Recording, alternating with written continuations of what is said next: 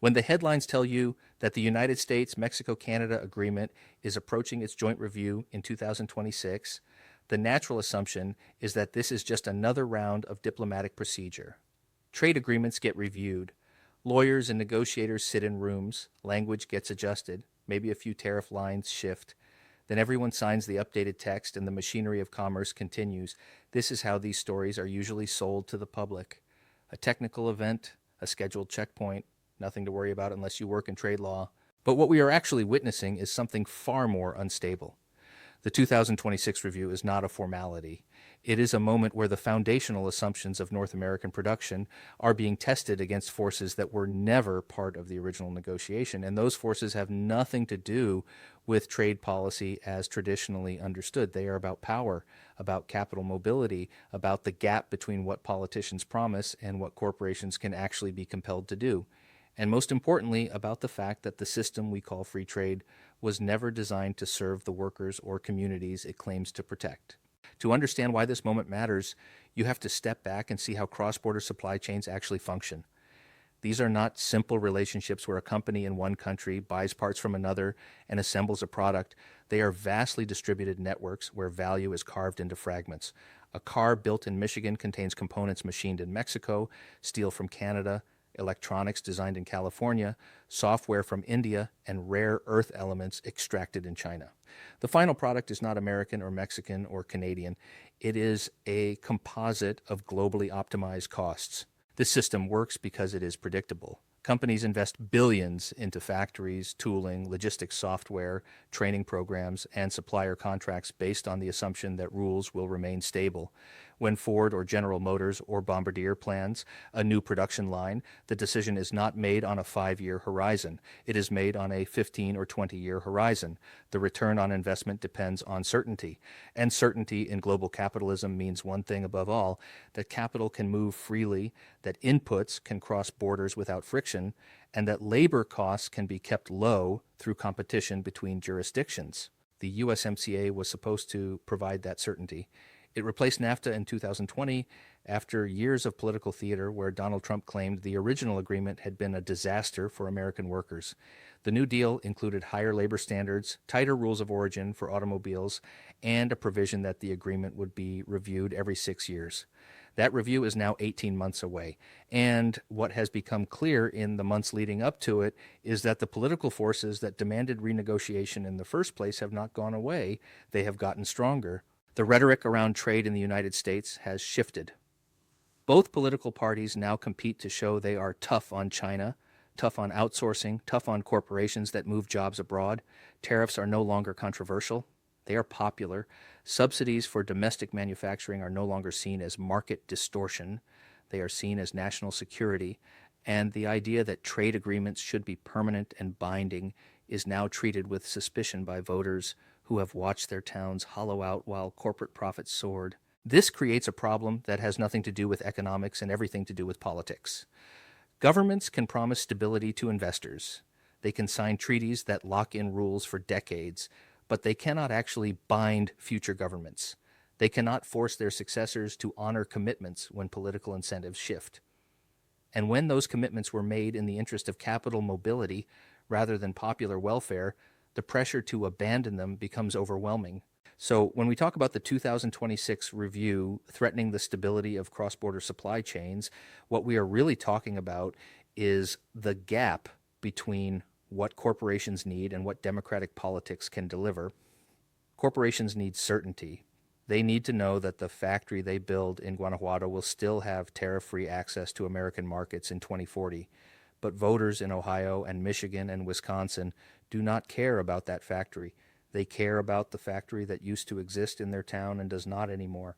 And when politicians tell them that trade deals are the reason those factories closed, the logical response is to demand that the deals be rewritten or abandoned. This is not irrational. It is entirely predictable.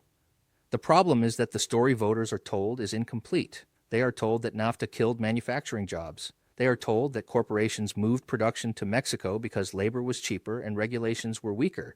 Both of these things are true, but they are not the whole truth. What is left out is that corporations did not move production to Mexico because they were greedy or unpatriotic. They moved production because they operate in a global system where the only fiduciary duty recognized by law is the duty to maximize shareholder value. If a company can produce the same good at lower cost by relocating, it is legally obligated to consider that option. If it does not, its executives can be sued. Its stock price will suffer. It will be acquired by a competitor that is more ruthless. This is the core logic of modern capitalism. It is not about nations. It is not about communities. It is about returns on invested capital. And once you understand that, everything else falls into place. The reason Ford built plants in Mexico was not because it stopped caring about American workers. It was because Honda and Toyota and Volkswagen were also building plants in Mexico. And if Ford did not follow, it would lose market share. The race is not optional. The system compels participation. Now apply that logic to the 2026 review. The United States government can demand higher wages for Mexican auto workers. It can demand stricter environmental standards. It can demand that a higher percentage of parts come from North America, but it cannot demand that corporations stop optimizing for cost, and as long as optimization is the goal, capital will always find the path of least resistance. If Mexico becomes too expensive, production moves to Vietnam. If tariffs make Vietnam uncompetitive, production moves to India. The system is global, the supply chain is fluid, and no trade agreement between three countries can change that. What makes this moment particularly dangerous is that all three governments are under pressure to appear nationalist. The United States wants to bring back manufacturing. Canada wants to protect its auto sector and dairy industry. Mexico wants to assert sovereignty and avoid being treated as a subordinate partner. These are not compatible goals. They cannot all be satisfied within the same framework. And when governments start making promises they cannot keep, the result is not compromise. The result is instability. And instability is exactly what corporations cannot tolerate. If there's even a 10% chance that tariffs will be reimposed on Mexican auto parts in 2027, that is enough to delay investment decisions. If there is uncertainty about whether Canada will retaliate against American dairy exports, that is enough to freeze expansion plans. The mere fact that the review is happening creates a cloud of doubt. And in a system where capital is hypermobile, doubt is fatal. This is why the language around the review has already started to shift. Trade associations are warning that any major changes could disrupt supply chains. Corporate lobbyists are meeting quietly with officials in all three capitals. Economists are publishing papers showing how much trade has grown since 2020. The goal is to create a sense that the stakes are too high to rock the boat, that the system is working, that any attempt to change it will make things worse. But this framing is also incomplete. The system is working for whom? Corporate profits in North America have never been higher.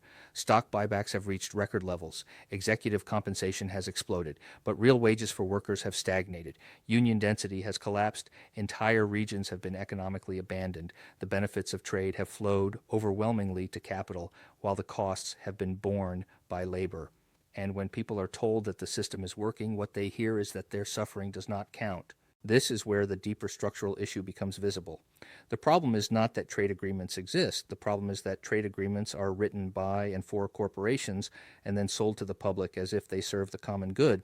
The USMCA includes hundreds of pages on intellectual property protections, investor-state dispute mechanisms, and regulatory harmonization. It includes a few paragraphs on labor rights, and even those paragraphs are weakly enforced. When a Mexican factory violates labor standards, the process for holding it accountable is slow, bureaucratic, and easily evaded. When a corporation wants to challenge a government regulation, it can bypass domestic courts entirely and sue in private arbitration panels. This asymmetry is not an accident. It is the design. Trade agreements under global capitalism are not neutral contracts. They are tools for locking in a particular distribution of power. They make it easy for capital to move and hard for labor to organize. They make it easy for corporations to challenge regulations and hard for governments to impose them. And they make it nearly impossible for democratic politics to override corporate interests without triggering economic retaliation. So when we ask whether the 2026 review threatens the stability of cross-border supply chains, we are really asking whether democratic governments can reassert control over the terms of economic integration. And the answer under the current system is no. not because democracy is inherently weak, but because the institutions of global capitalism have been specifically designed to insulate corporate power from democratic accountability. This is not a conspiracy. It is a structure.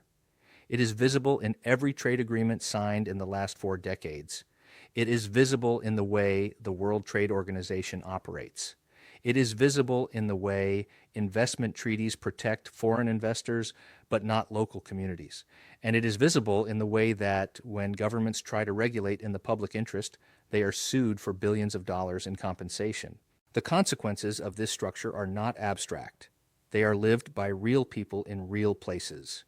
When a factory closes in Indiana because production moved to Mexico, the workers lose their jobs, their health insurance, their pensions, and often their homes.